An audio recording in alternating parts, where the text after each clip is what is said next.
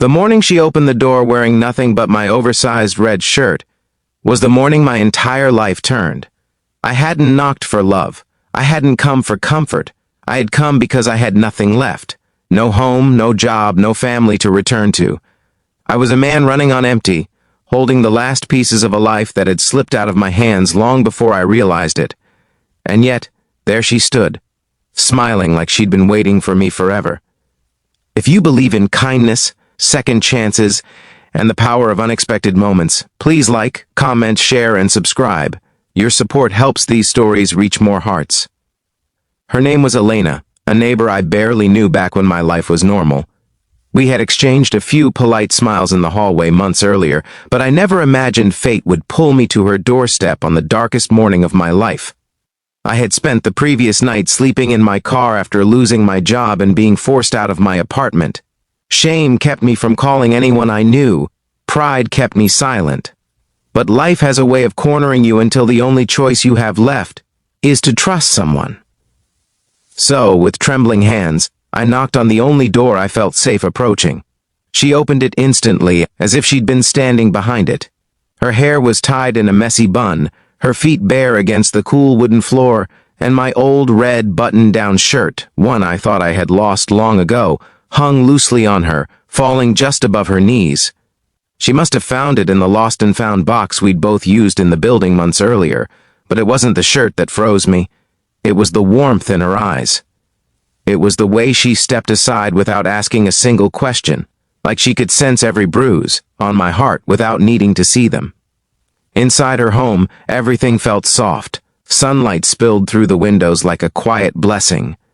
The living room smelled faintly of cinnamon and something floral, something safe, something I hadn't felt in too long. She guided me to the couch, placed a blanket around my shoulders, and made me tea while I sat there unable to say a word.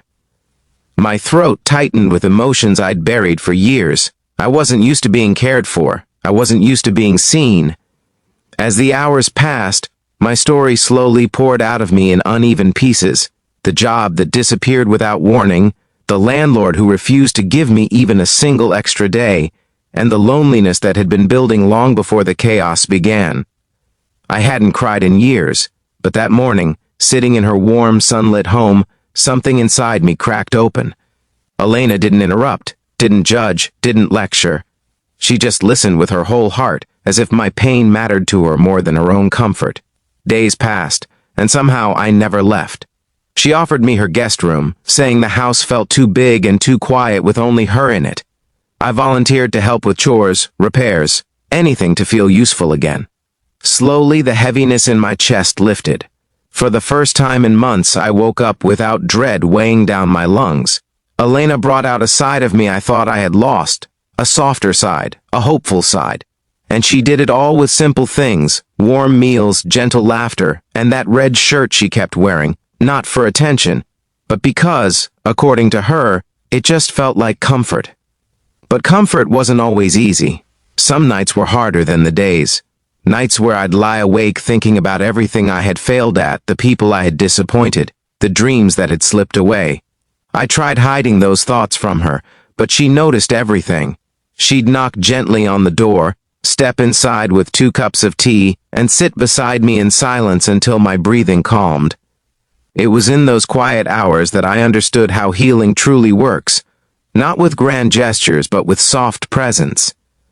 Yet even healing comes with fear. When opportunities started appearing again, a job interview, a friend offering temporary work, I found myself hesitating. What if I failed again? What if I lost everything again? Elena saw the hesitation in my eyes before I even admitted it to myself. One evening, when the sky outside glowed a soft orange and the world felt unusually still, she walked into the kitchen wearing that same red shirt, sleeves rolled up casually, her expression gentle but firm. She placed a hand on my chest, right above the place where my fear lived, and looked up at me with a sincerity that disarmed every wall I had built. She told me I wasn't alone anymore, that falling wasn't a sign of weakness, that healing wasn't a straight line, and that sometimes life gives you a person, not to fix you, but to walk beside you while you learn to fix yourself. Those words changed everything. The next morning I went to the interview, not because I trusted myself, but because she trusted me enough for both of us. And when I got the job offer later that afternoon, I didn't celebrate with excitement. I celebrated with tears, the quiet, overwhelming kind that come when life finally gives you a break after too many storms. I returned home, shaken by the news, still processing it, and there she was, standing in the doorway again, wearing my shirt just like the first day, smiling with that same warmth that had pulled me out of darkness. Except this time, I wasn't the broken man who had knocked on her door. I was someone rebuilding, someone living again, someone loved. That evening, as we sat together watching the sunset spill across her living room floor, I realized something deeply, painfully beautiful. Sometimes the universe doesn't send you a miracle in lightning or thunder. Sometimes it sends you a person who opens a door, barefoot, smiling, wearing your old shirt, and says, "Without words, you still matter." If this story touched your heart even a little, please like the video, share it with someone who needs hope, and subscribe for more stories that remind us we're never truly alone. Before we end, tell me in the comments, do you believe one kind person can change a life?